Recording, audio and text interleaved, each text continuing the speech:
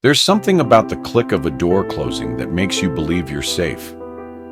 I've been thinking about that sound lately, about how we create boundaries with walls and locks and closed doors, about how we trust the privacy is something we're entitled to just by existing, that when we close a door behind us, we're alone with ourselves, seen only by our own eyes.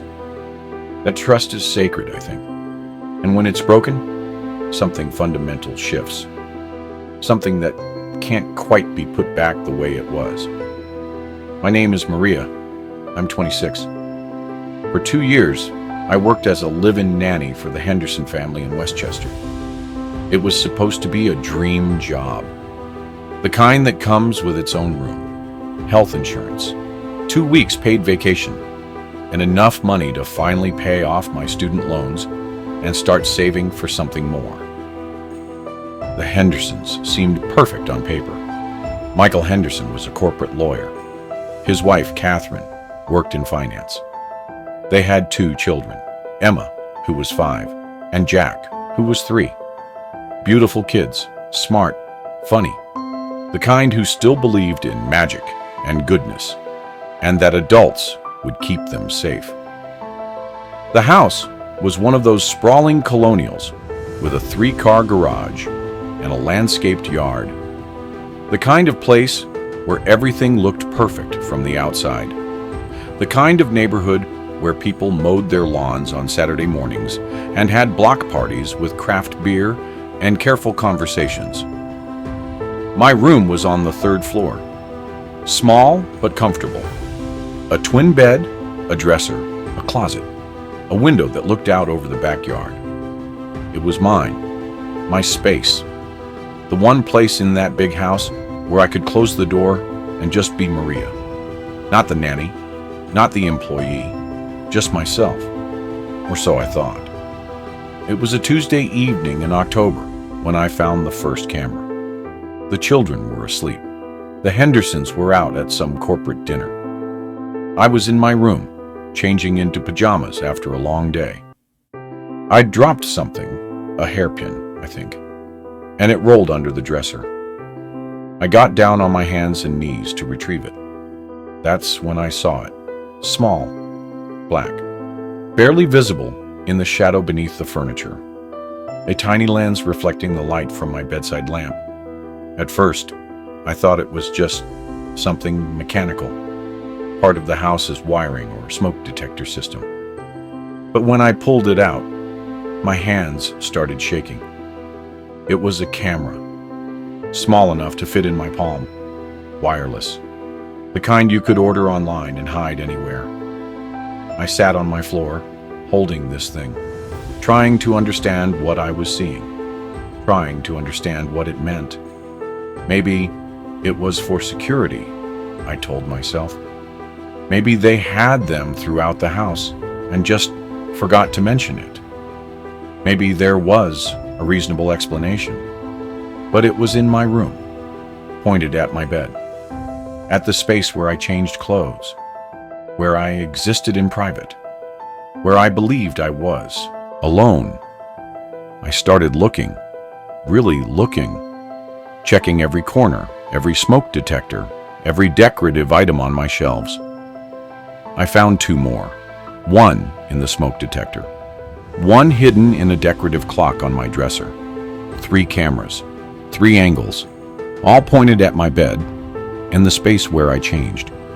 I sat on my bed, feeling sick, feeling violated in a way I couldn't quite name, feeling stupid for not noticing sooner, for trusting, for believing that a closed door meant privacy. I could have confronted them, could have waited for them to come home and demanded an explanation, could have packed my bags and left that night. But something stopped me, something that made me think about Emma and Jack, about the way Catherine sometimes corrected Emma with an edge that felt too sharp, about the bruise I'd seen on Jack's arm that Catherine explained away as a playground accident, about the way both children sometimes flinched when Michael raised his voice, about the nanny I'd replaced. The one Catherine had fired suddenly. The one who'd left without saying goodbye to the children. The one Catherine had called unstable and inappropriate. What if I wasn't the first person they'd surveilled? What if this was about more than just controlling their nanny? What if there were other cameras, other violations? I made a decision, not the one they expected, not the one that kept me safe and employed. I took photos of the cameras with my phone, documented where each one was placed. Then I put them back exactly where I'd found them, exactly as they'd been. And I called a lawyer, not just any lawyer, a friend from college who specialized in employment law and privacy rights. Her name was Jessica, and she listened to my story without interrupting. When I finished, she was quiet for a long moment. "This is serious," she said finally. "What they did is illegal. Recording someone in a space where they have a reasonable expectation of privacy, especially while changing, that's voyeurism. It's criminal." "I know," I said, "but I'm worried about the kids." "Tell me about the kids." So I did. Told her about the bruises that were always explained away, about the way Emma had started wetting the bed again, about how Jack had stopped talking as much, about the tension in that house that felt like something more than just busy parents and normal childhood challenges. "I think something's wrong," I said. "And if I just leave, if I just report the cameras and walk away, no one will be watching them anymore. No one will be there to see if things get worse." Jessica was quiet again. "Then, what do you want to do?" "I want to protect those kids," I said. "And I want to expose what the Hendersons are doing. But I need to do it right. I need documentation. I need evidence. I need to make sure that when this comes out, it leads to real change.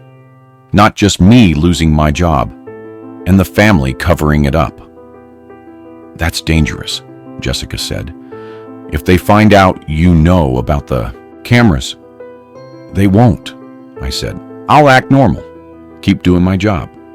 But I'll document everything, every concerning interaction, every bruise, every moment that doesn't feel right. And when we have enough, we'll go to the authorities. We'll make sure those kids are safe, and we'll make sure what the Hendersons did to me matters." It was the hardest 2 months of my life. Every day, I woke up knowing there were cameras watching me, knowing that somewhere, on some device, the Hendersons could watch me exist in what I'd believed was private space. I changed in the bathroom, started taking showers with the curtain fully closed, even though I'd never worried about it before. I was careful about where I stood, what I did, how I moved through my own room. I performed normalcy.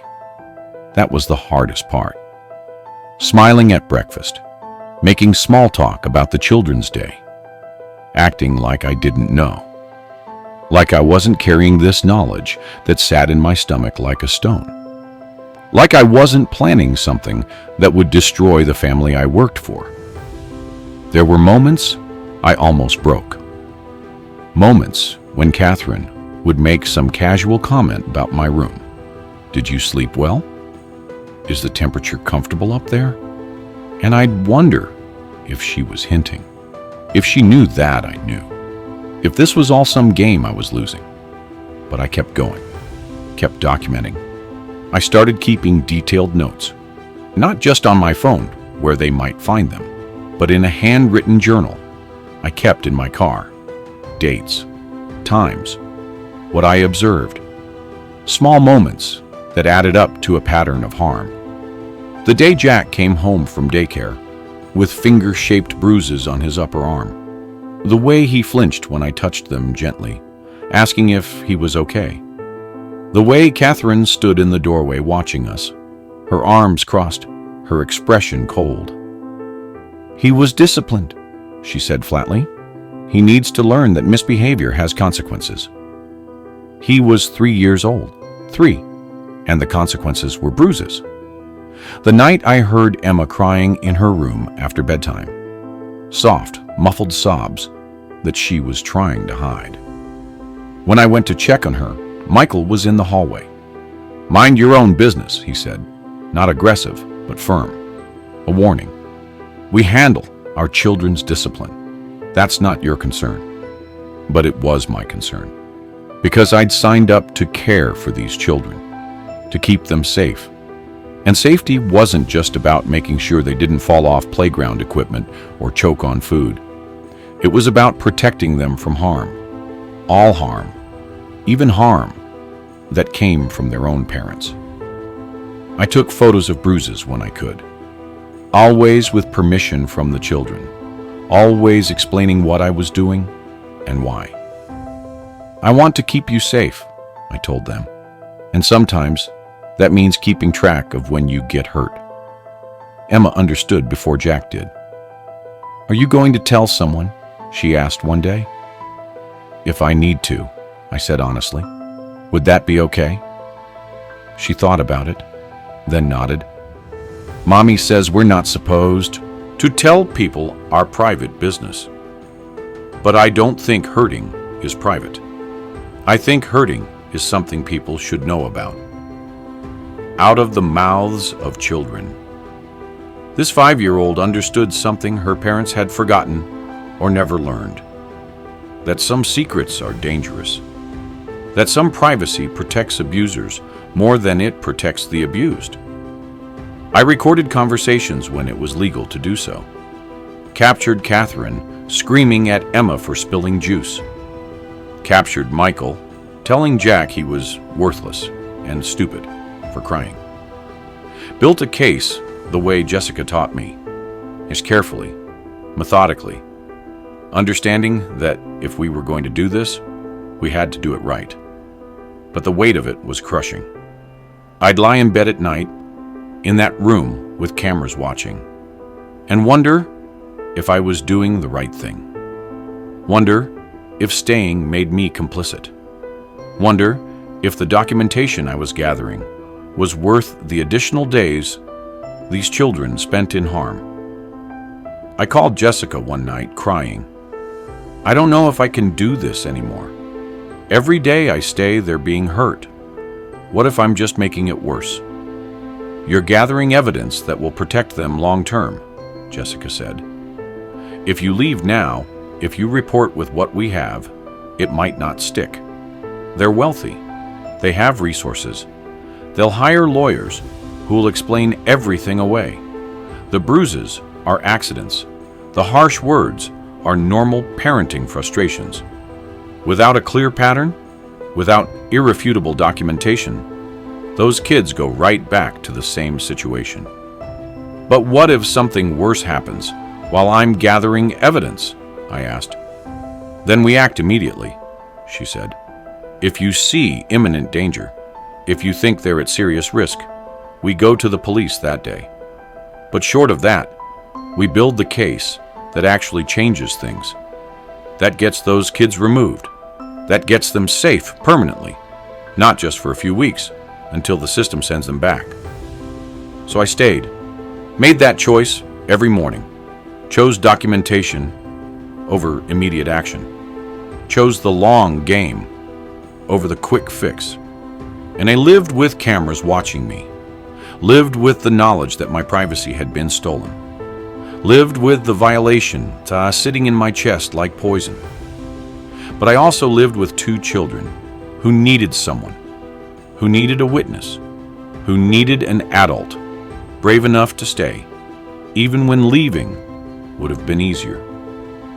I also started talking to the children more, gently, carefully, never leading, just creating space for them to tell me things if they wanted to. Emma was the first to open up. We were reading a bedtime story one night when she said, "Mommy gets really mad sometimes." "Everyone gets mad sometimes," I said carefully. "That's normal." "But she breaks things," Emma said. "And she says mean things. She says I'm bad. She says I ruin everything. You're not bad, I said, holding her close. You're wonderful, and nothing you could do would make it okay for someone to say those things to you. Can you stay forever? She asked. I don't want you to leave like the other nannies. There were other nannies, I asked. 4, she said, but Mommy always makes them go away. My heart was breaking, but I kept my voice steady. I'm not going anywhere right now, I said, and I'm going to make sure you're safe. I promise. It was a promise I wasn't sure I could keep, but I meant it. 2 months in, Jessica told me we had enough. Enough documentation, enough evidence. Enough to go to the police and to Child Protective Services and to make this matter. Are you ready? She asked. No, I said honestly, but I don't think I ever will be, so let's do it. We went to the police first, filed a report about the cameras, about being recorded in a private space without consent. They took my statement, took the photos, sent officers to the house with a warrant. The Hendersons were arrested that afternoon. Michael for installation of surveillance equipment and invasion of privacy. Catherine for child endangerment based on the documentation I'd provided. The children were placed with Catherine's mother temporarily while the investigation continued. And then the media found out. It started with a local news article. Prominent Westchester couple arrested for surveilling nanny. Then the story grew. The cameras, the child abuse investigation, the revelation that I'd spent 2 months documenting everything while living under surveillance. Within a week, it was national news. Nanny turns tables on abusive family. Hidden camera case. Sparks conversation about domestic worker rights. How one woman's courage protected 2 children. I didn't want to be on the news.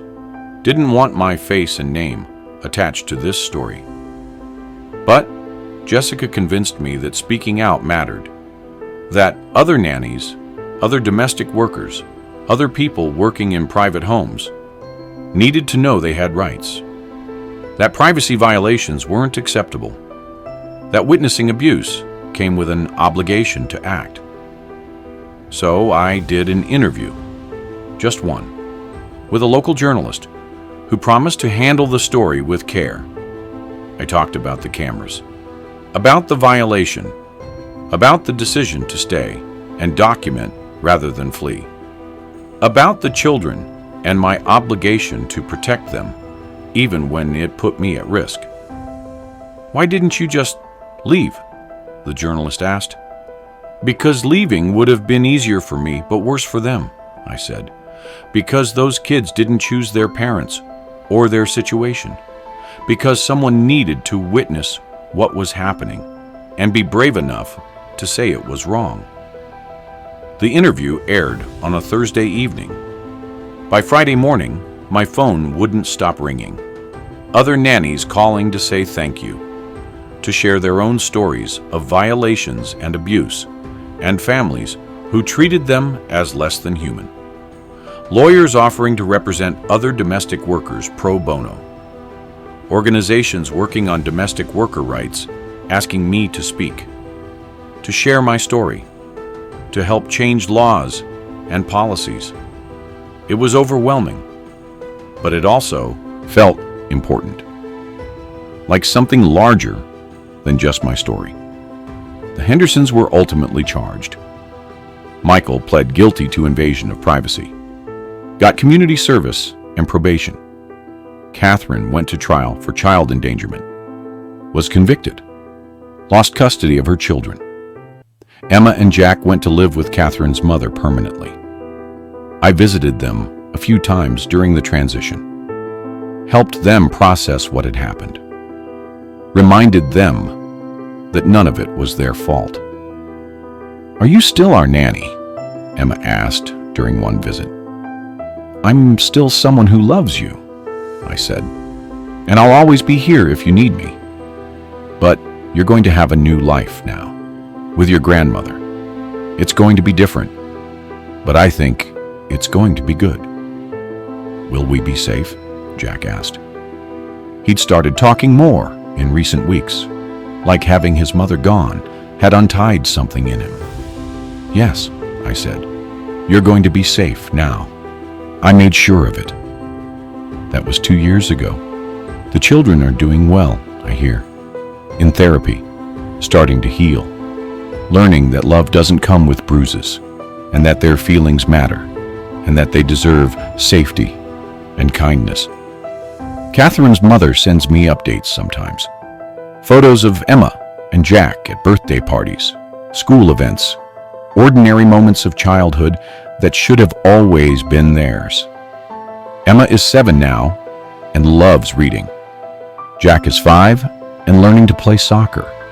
They smile in these photos, real smiles, the kind that reach their eyes.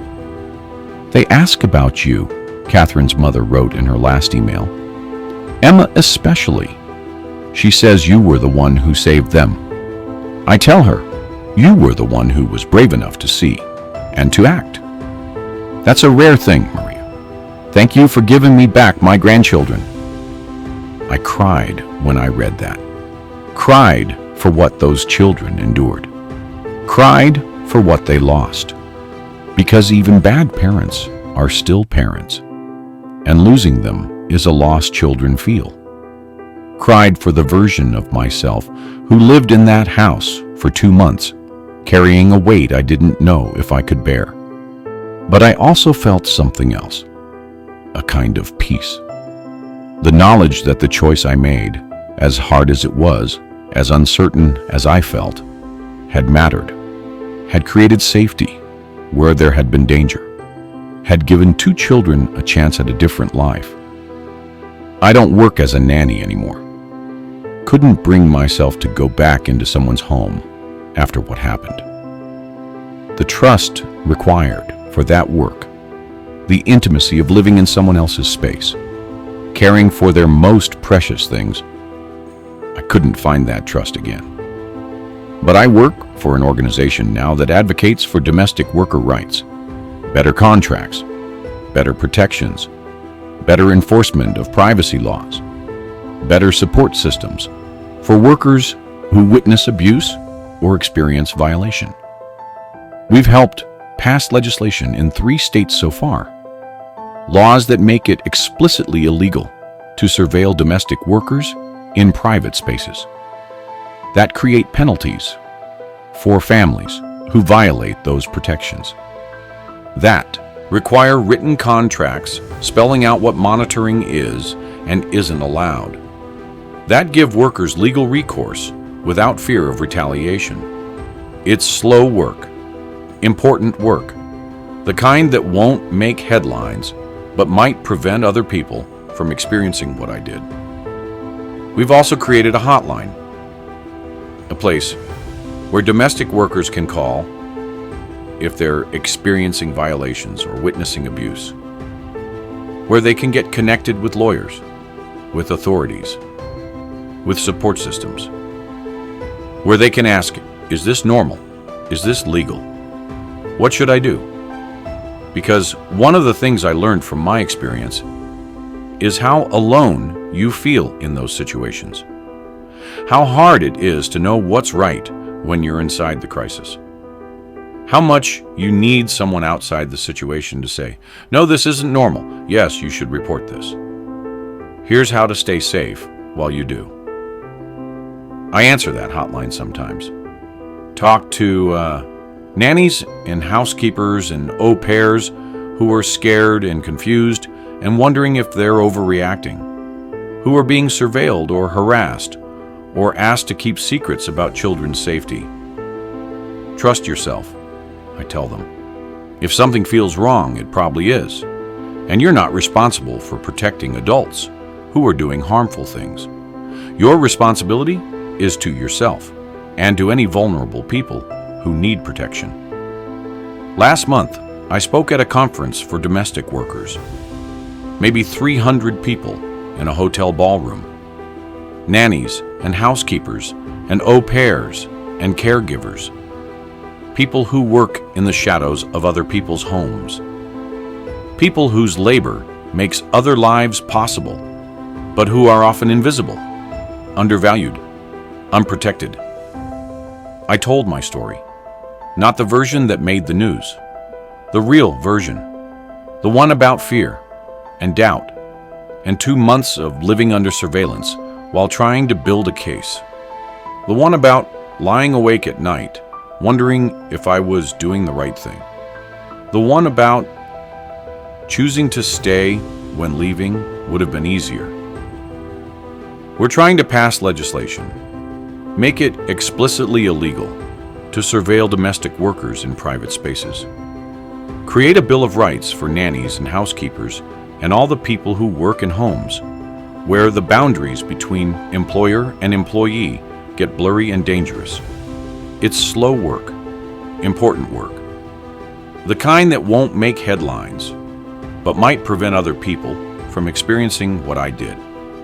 Last month, I spoke at a conference for domestic workers, told my story to a room full of nannies and housekeepers and au pairs, told them about the cameras and the choice I made and what happened after. A young woman approached me afterwards, maybe 22. She was crying. "I found cameras in my room too," she said. "Last week I was going to quit, just pack up and leave. But then I heard your story and I thought, maybe I should do what you did. Document it, report it, make sure it matters." "You should report it," I said. "Absolutely. But you should also take care of yourself. What I did was risky. Was risky. I don't you to think you have to put yourself in danger." "But you did," she said. "You stayed because of the kids." "I did," I agreed. "But that was my choice. You have to make yours. There's no shame in protecting yourself, in leaving, in choosing your own safety." "But what if there are kids?" she asked. "What if I'm the only one who sees?" That's the question that keeps me up at night, the one I don't have a good answer for. Because she's right. Sometimes we are the only ones who see, the only witnesses to private suffering. And what we do with that knowledge, whether we speak up or stay silent, whether we intervene or walk away, that matters more than we want it to. I think about the other nannies who worked for the Hendersons, the 4 who came before me, the ones who left or were forced out. I wonder what they saw, what they knew, what they chose not to report because it seemed too hard or too risky or like it wasn't their place. I don't judge them. I understand the impulse to protect yourself, to not get involved, to believe that someone else will handle it. But I also know that those children suffered longer because no one spoke up sooner, because violation and abuse were allowed to continue in private, because the people who witnessed it decided their own comfort mattered more than someone else's safety. That's not a judgment. It's just a fact. And it's the fact I have to live with too. That I stayed in that house for 2 months while children were being hurt because I wanted to build a perfect case. Because I wanted to make sure the documentation was thorough enough to matter. Were those 2 months necessary? Did my careful evidence gathering protect those kids in the long run? Or did it just extend their suffering while I played investigator? I don't know. I honestly don't know. And that uncertainty is something I carry with me. But I do know this. Speaking up was the right thing to do. Exposing what was happening, both to me and to those children, was necessary. And the conversation it sparked about domestic worker rights and privacy and the protection of vulnerable people, that mattered. The law that passed last year in our state, the one that explicitly protects domestic workers from surveillance in private spaces, the one that creates penalties for families who violate those protections, That came from my story, from other people's stories, from the collective decision to say that privacy is a right, not a privilege. That domestic workers are humans deserving of dignity, not conveniences to be monitored and controlled. I think about Emma and Jack sometimes. Wonder if they'll remember me. Wonder if they'll understand, when they're older, what I did and why. Wonder if they'll think I was brave, or just someone who did what anyone should have done. I hope they're happy. I hope they're healing. I hope they grow up knowing they deserved better than what they got. That the abuse wasn't their fault. That speaking up about wrong isn't betrayal, it's love. The evening is settling now. I'm in my own apartment, my own space, with a door that locks and windows that face the street, and the absolute certainty that I'm alone when I want to be. That privacy feels different now, more precious, more fragile. I know how easily it can be violated, how trust can be broken with something as small as a hidden camera. But I also know how powerful it is to stand up when trust is broken, to name violation, to refuse to be silent just because speaking up is uncomfortable. That's what I did next. That's what put the Henderson family on national news. Not revenge, not anger, but the simple, brave act of saying, "This is wrong, and I'm going to make sure it stops."